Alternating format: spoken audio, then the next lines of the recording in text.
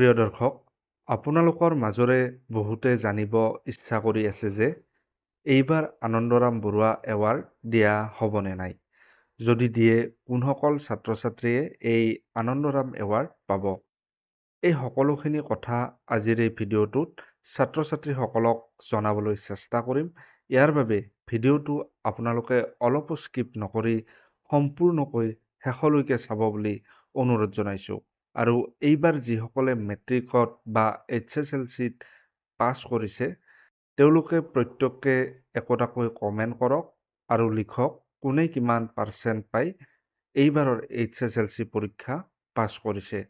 লগতে যদি আমাৰ এই ভিডিঅ'বিলাক চাই ভাল লাগে, তেতিয়াহ'লে সকলোৱে পোৱাকৈ ভিডিঅ'বিলাক শ্বেয়াৰ কৰিব, লাইক কৰিব আৰু চেনেলটো সকলোৱে ছাবস্ক্ৰাইব কৰিব।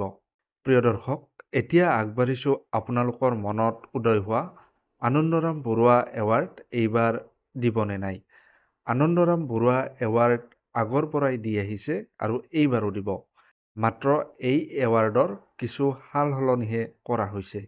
এই এৱাৰ্ড যোৱাবাৰ যিসকল ছাত্ৰ-ছাত্ৰীয়ে 75% নাম্বাৰ লাভ কৰিছিল, তেওঁলোককহে দিয়া হৈছিল। অৰ্থাৎ যিসকল ছাত্ৰ-ছাত্ৰীয়ে যোৱাবাৰ মেট্ৰিক পৰীক্ষাত পাছ কৰিছিল 75% নম্বৰ লাভ কৰি, তেওঁলোককহে এই এৱাৰ্ডটো দিয়া হৈছিল। কিন্তু এইবাৰ কিছু সাল সলনি কৰি প্ৰথমৰ পৰা 10,000 ছাত্ৰ-ছাত্ৰীকহে এই এৱাৰ্ড দিয়া হ'ব। ইয়াত যে মই আপোনালোকক প্ৰথমৰ পৰা বুলি ক'লোঁ, ধৰি লওক এইবাৰ হায়েষ্ট পাৰ্চেণ্টেজ 99%। এই 99%ৰ পৰা 98%, 97%, 96% ঠিক এনেদৰে 10,000 ছাত্ৰ-ছাত্ৰীকহে দিয়া হ'ব। আৰু আনন্দৰাম বৰুৱা এৱাৰ্ডৰ সলনি এইটো আনন্দৰাম বৰুৱা স্কলাৰশ্বিপ অৰ্থাৎ আনন্দৰাম বৰুৱা বৃত্তি হিচাপেহে ছাত্ৰ-ছাত্ৰীসকলক দিয়া হ'ব। কিন্তু এই বৃত্তিত কিমান টকা থাকিব, হয়তো আপোনালোকে বহুতেই জানিব বিচাৰিছে। এইবাৰ কিমান টকা দিয়া হ'ব, এতিয়ালৈকে কোনো ধৰণৰ আপডেট অহা নাই।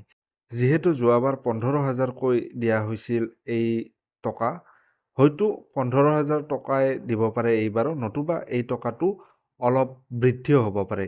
যেতিয়াই ইয়াৰ আপডেট আহে, তেতিয়াই মই আপোনালোকক ভিডিঅ' এটাৰ যোগেদি জনাবলৈ চেষ্টা কৰিম আৰু তাৰ বাবে আপোনালোকে এতিয়াই চেনেলটো ছাবস্ক্ৰাইব কৰি থওক।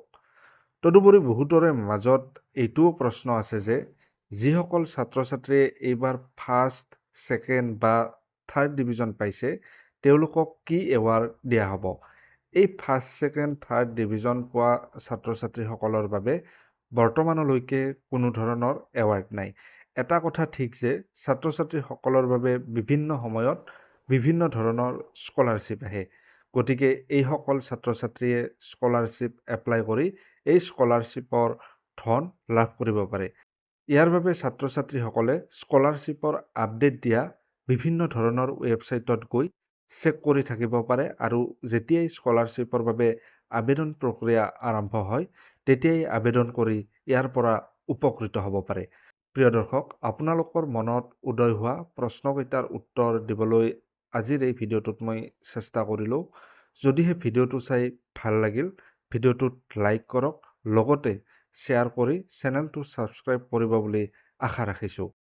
ধন্যবাদ।